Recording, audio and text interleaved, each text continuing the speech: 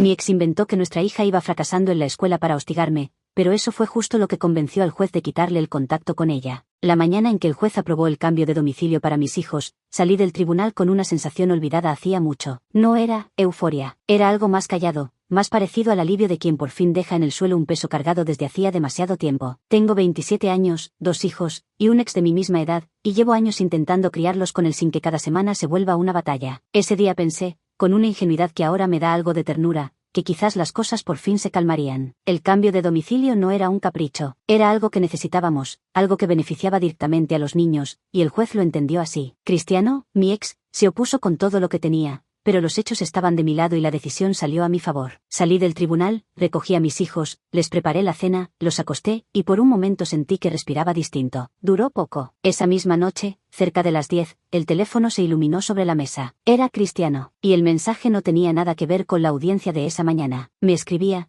con un tono de falsa preocupación que ya conozco de memoria, para avisarme que nuestra hija Adele estaba siendo frenada en la escuela, que iba atrasada académicamente, que los maestros estaban preocupados por su rendimiento. Lo leí 2 veces. Había algo en el momento elegido, esa misma noche, a esa hora, capaz de ponerme en alerta. Pero por debajo de la alerta había otra cosa más fuerte, el miedo de cualquier madre a haberse perdido algo importante de su hija. Y ese miedo fue exactamente lo que él buscaba tocar. Cristiano aprendió hace mucho que la manera más rápida de meterse en mi cabeza no es atacarme a mí, sino apuntar a los niños. Un ataque directo lo puedo bloquear, lo puedo ignorar, hasta me puedo reír. Pero una duda sobre mis hijos se me mete debajo de la piel y no me deja dormir, y él lo sabe con la precisión de quien ha practicado el golpe durante años. No dormí bien. A la mañana siguiente, lo primero que hice fue llamar a la escuela. Necesitaba saber si de verdad se me había escapado alguna comunicación, alguna reunión, algún informe. Me preparé para lo peor y marqué el número con el estómago apretado. Me dijeron exactamente lo contrario de todo lo escrito por Cristiano. Adele no iba atrasada. Adele iba adelantada. Su asistencia era intachable, no había un solo problema de conducta ni de rendimiento, y para colmo acababan de invitarla a un programa de verano con cupos muy limitados, de esos que requieren la recomendación directa de un docente. La mujer al otro lado del teléfono me lo dijo con orgullo, como quien da una buena noticia, y hasta me preguntó si yo era Constanza, la mamá de Adele, para felicitarme en persona. Yo la escuchaba y sentía 2 cosas al mismo tiempo, un alivio enorme por mi hija y una rabia fría, muy contenida, por el hombre capaz de robarme una noche entera de sueño con una sola mentira. Cuando le escribí a Cristiano para preguntarle de dónde había sacado esa información, de qué maestro, de qué informe, de qué reunión, no me respondió. No una vez. Simplemente ignoró la pregunta. En su lugar, cambió de tema por completo. Empezó a preguntarme por mi novio, Aldo, que si vivía conmigo, que si estaba cerca de los niños, que quién era. Como si el asunto de la escuela nunca hubiera existido,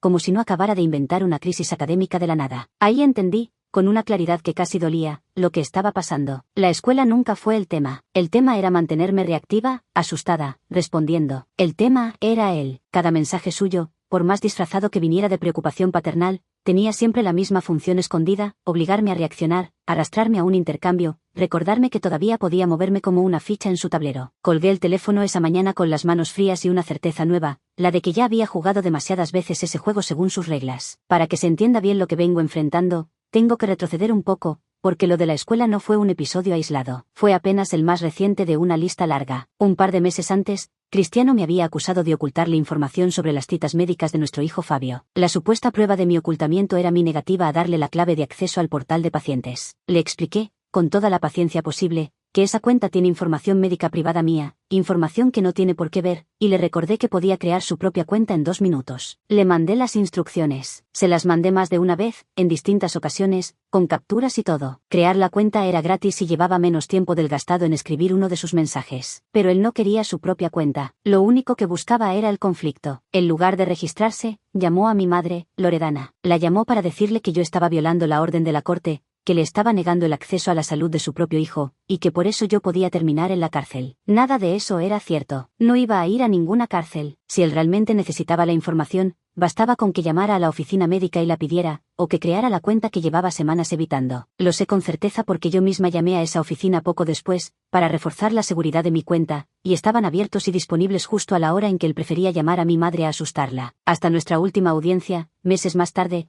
Cristiano todavía no había creado su cuenta del portal. Nunca le importó la información, le importaba el ruido que podía hacer con ella. Y lo más agotador de todo era que, ante los ojos de quien no conociera el historial completo, cada una de estas jugadas parecía razonable. Un padre que pregunta por las notas de su hija. Un padre que quiere acceso médico a su hijo. Dicho así, suena hasta responsable. Ese es el truco más cruel de la manipulación bien hecha, que cada pieza aislada parece inofensiva, y solo cuando las pones todas juntas, en fila y con fecha, aparece el dibujo completo de lo que realmente es. Y estos son solo los 2 ejemplos más recientes, los que tengo frescos. Si me pongo a repasar el último año entero, el patrón es tan consistente que casi da vértigo. Ha habido acusaciones que aparecen y desaparecen sin sustento. Ha habido frases dichas para lastimar, como cuando me soltó que me quedaría con los niños solo cuando a él le tocara cedérmelos, o aquella otra, todavía peor, de que él me los dejaría ver cuando le diera la gana, como si nuestros hijos fueran una llave que él podía guardarse en el bolsillo. Ha habido mensajes que llegan en los momentos más raros, tarde en la noche, temprano un domingo, siempre calculados para desestabilizar. Y hubo algo que todavía me cuesta describir sin que se me cierre la garganta. En una de sus peores etapas, me mandó un vídeo. 5 minutos de grabación en los que se dedicaba a amenazar con sacar un seguro de vida sobre sí mismo, hablando de lo que pasaría cuando él ya no estuviera,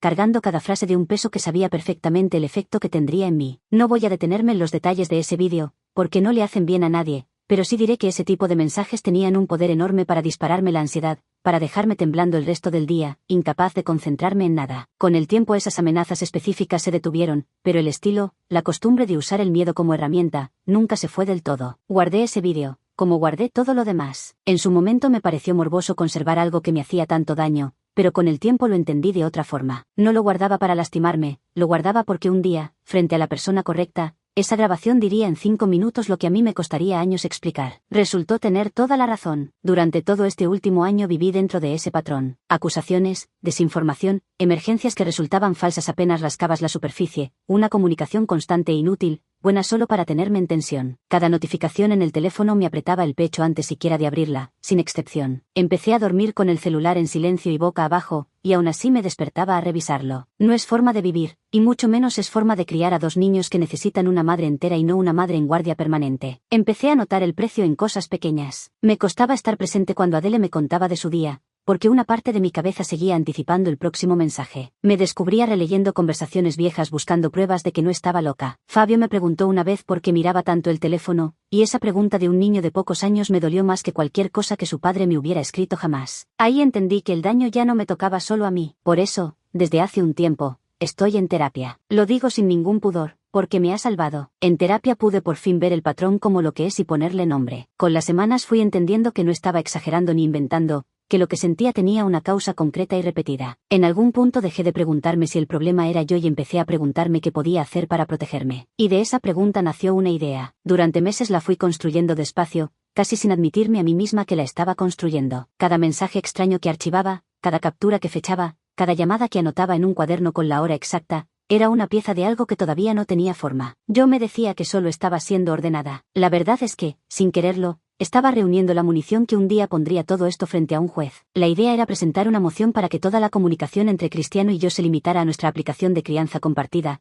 esa donde cada mensaje queda con fecha y hora, lista para que un juez la revise cuando quiera. La propuesta era simple: comunicación solo por esa vía, solo sobre temas de los niños, y con un periodo de cortesía para responder los mensajes que no fueran verdaderas urgencias. Nada de llamadas a mi madre, nada de vídeos a medianoche, nada de mensajes sobre mi novio disfrazados de preocupación por la escuela. Confieso que dudé mucho antes de dar el paso. Acababa de ganar en la corte apenas unas semanas atrás. Una parte de mí, la más agotada, me decía que ya había peleado suficiente, que volver a un tribunal era darle a Cristiano justo el escenario que buscaba: más atención, más conflicto, más de mí. Algunas personas a mi alrededor pensaban lo mismo, que lo mejor era ignorarlo, no darle la reacción que tanto perseguía, dejar que sus mensajes cayeran en el vacío hasta que se cansara. En teoría suena bien. En la práctica, ignorar a alguien que inventa que tu hija va fracasando en la escuela no hace que deje de inventarlo. Solo hace que la próxima mentira sea más grande, y la que viene después, más grande todavía. Lo había comprobado en carne propia. Cada vez que dejé pasar algo por no darle importancia, por no darle la reacción que buscaba, él no se calmó ni perdió interés. Interpretó mi silencio como permiso y subió la apuesta. La acusación del portal médico llegó después de meses en que yo había elegido no responder a sus provocaciones. La mentira sobre la escuela llegó después de que gané en la corte y él necesitaba recuperar terreno. El patrón era clarísimo: ignorarlo no lo apagaba, lo alimentaba, porque ese era el fondo del asunto, y lo que más me quemaba por dentro. Yo podía tolerar que me atacara a mí, estaba acostumbrada, pero cuando empezó a usar a Adele,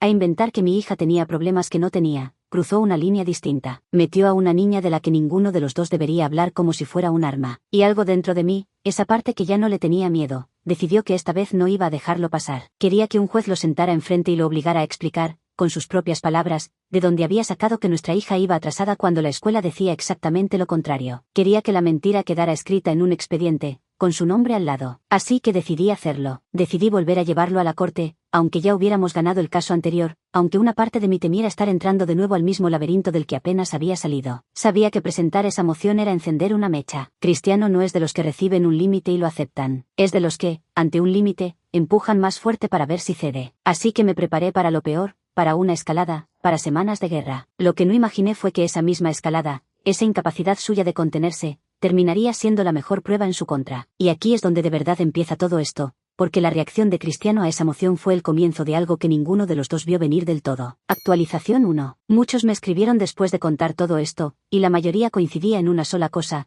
que documentara absolutamente todo. Capturas, fechas, horarios, cada mensaje. Y les hice caso, aunque en realidad ya lo venía haciendo desde hacía meses casi por instinto de supervivencia. Pero cuando alguien te lo dice desde afuera, cuando ves que decenas de personas que no te conocen llegan a la misma conclusión que tu terapeuta, algo se te acomoda en la cabeza. Dejas de sentir que estás siendo dramática y empiezas a sentir que estás construyendo un caso. Presenté la moción. Lo hice con la ayuda de Serenella, mi abogada, una mujer que tiene la extraña virtud de mantener la calma justo cuando yo la pierdo. No fue barato. Cada hora suya me costaba alrededor de $200, y hubo meses en que esa cuenta me quitó el sueño tanto como los mensajes de Cristiano, pero decidí que mi tranquilidad y la de mis hijos valían cada dólar. Preparamos la solicitud con todo, el historial de mensajes, la mentira sobre la escuela con la desmentida escrita de la propia institución, el asunto del portal médico, la llamada a mi madre, y una selección cuidadosa de esos mensajes que llegaban a horas imposibles sin ningún motivo real. No incluimos todo, porque todo habría sido una montaña impasable. Incluimos lo suficiente para que un patrón se dibujara solo ante los ojos de cualquiera que lo leyera. La reacción de Cristiano cuando le llegó la notificación de la moción fue, para mí, la confirmación de que iba por buen camino. Un hombre tranquilo, un padre que solo se preocupa por la escuela de su hija, habría respondido con calma,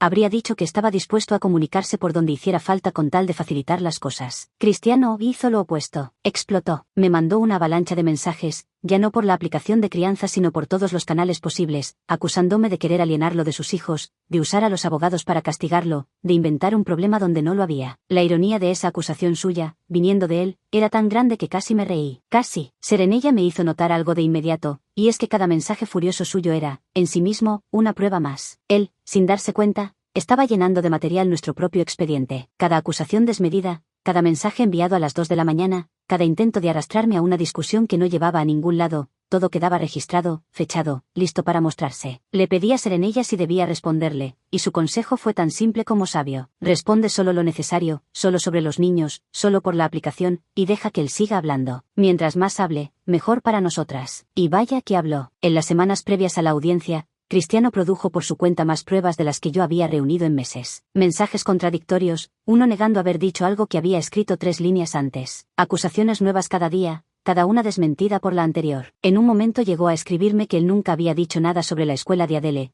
cuando yo tenía la captura de ese mensaje guardada con fecha y hora. Verlo negar por escrito algo que estaba por escrito fue casi surrealista. Era como ver a alguien cavar con entusiasmo y pedir una pala más grande. No voy a mentir y decir que esas semanas fueron fáciles. Cada nuevo mensaje suyo me disparaba la ansiedad como siempre, ese reflejo de estómago apretado y respiración corta. La diferencia era que ahora, en lugar de responder desde el miedo, respiraba, esperaba y guardaba. Convertí el miedo en método. Hubo un episodio, en medio de esas semanas, que lo resume todo. Una noche, cerca de la medianoche, Cristiano me mandó una supuesta emergencia. Decía que Fabio se había sentido mal en su casa y que era mi culpa por algo que le había dado de comer. El reflejo de siempre me golpeó entero, el corazón acelerado, las manos buscando las llaves del auto. Pero antes de salir corriendo, hice algo que un año atrás no habría hecho. Respiré y pedí una foto o una videollamada para ver a mi hijo. Silencio. No hubo respuesta. Porque no había emergencia. Fabio dormía tranquilo. Esa noche entendí que el miedo se puede interrogar, que una emergencia real no se disuelve cuando pides una prueba. Por primera vez, el caos que Cristiano generaba ya no me arrastraba a mí, lo estaba usando en su contra. Hubo noches, eso sí, en que la duda volvía con fuerza. Me preguntaba si de verdad valía la pena, si no estaría alimentando la guerra en lugar de terminarla, si mis hijos no estarían mejor con una madre que simplemente aguantaba en silencio. Una frase terminó anotada en un papel sobre el refrigerador: no estás peleando para ganarle, estás poniendo un límite para que no pueda seguir entrando. Esa distinción, entre atacar y protegerse, fue lo que me sostuvo cada vez que la culpa amenazaba con hacerme retroceder. Actualización 2. La audiencia llegó, y con ella la parte que muchos me pedían que contara. ¿Cómo respondió el juez? Si el ex tuvo que explicar sus mentiras, y qué cara puso cuando su manipulación quedó expuesta a plena luz. Voy a contarlo con calma,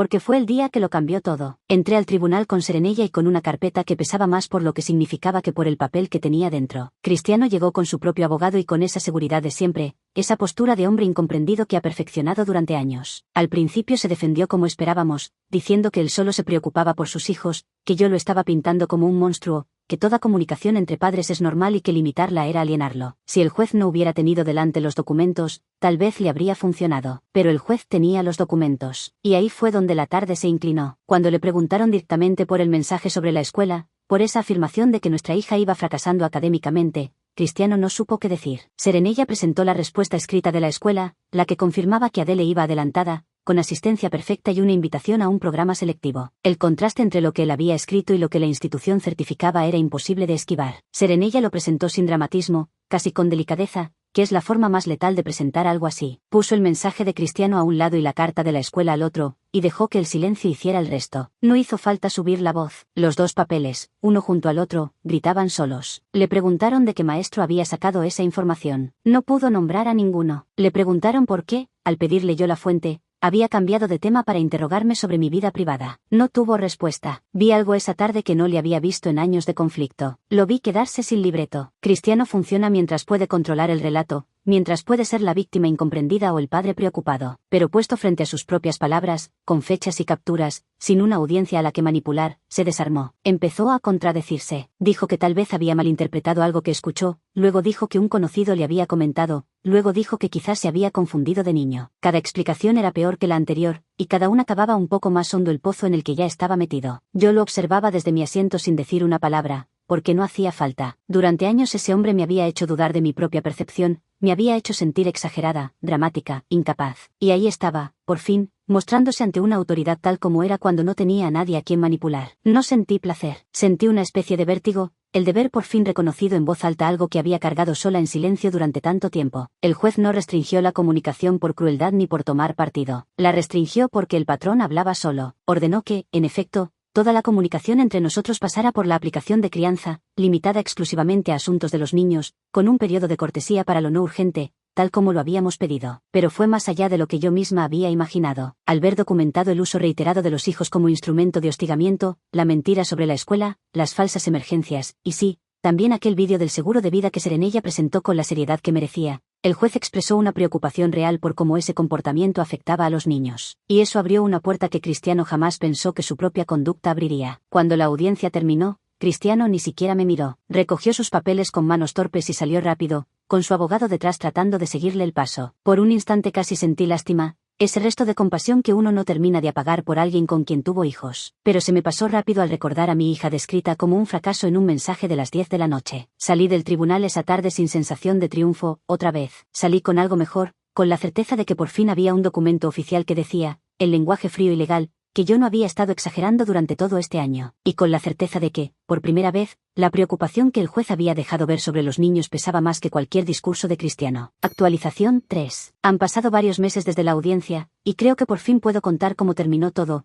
que es lo que la mayoría me venía preguntando. La respuesta corta es que conseguí mucho más que la moción. La respuesta larga vale la pena. La restricción de la comunicación funcionó casi de inmediato, y su efecto fue más profundo de lo que esperaba. Al obligar a Cristiano a escribir solo por la aplicación, solo sobre los niños, y sabiendo que cada palabra quedaba registrada para revisión, le quitamos el escenario. Un manipulador necesita público y necesita zonas oscuras, mensajes que nadie más ve, llamadas que nadie más escucha. Cuando cada mensaje suyo pasó a estar bajo una luz que un juez podía encender cuando quisiera, sus mensajes se volvieron, de un día para otro, breves y funcionales. Resulta que cuando ya no puede esconderse, no tiene mucho que decir. Los primeros días después de la orden fueron casi cómicos. Cristiano probó sus trucos de siempre por los canales de siempre, un mensaje de texto por aquí, un intento de llamada por allá. Cada uno de esos intentos era ahora una violación directa de una orden judicial, y él lo sabía. Le tomó cerca de 2 semanas entender que el tablero había cambiado, que ya no era su palabra contra la mía, sino su palabra contra un expediente. Cuando por fin lo asimiló, sus mensajes por la aplicación se volvieron tan secos y funcionales que a veces me costaba creer que los escribiera la misma persona. Pero lo más importante vino de aquella preocupación que el juez había expresado sobre los niños. La conducta de Cristiano, documentada como quedó, no pasó desapercibida. En una revisión posterior de la situación de custodia y contacto,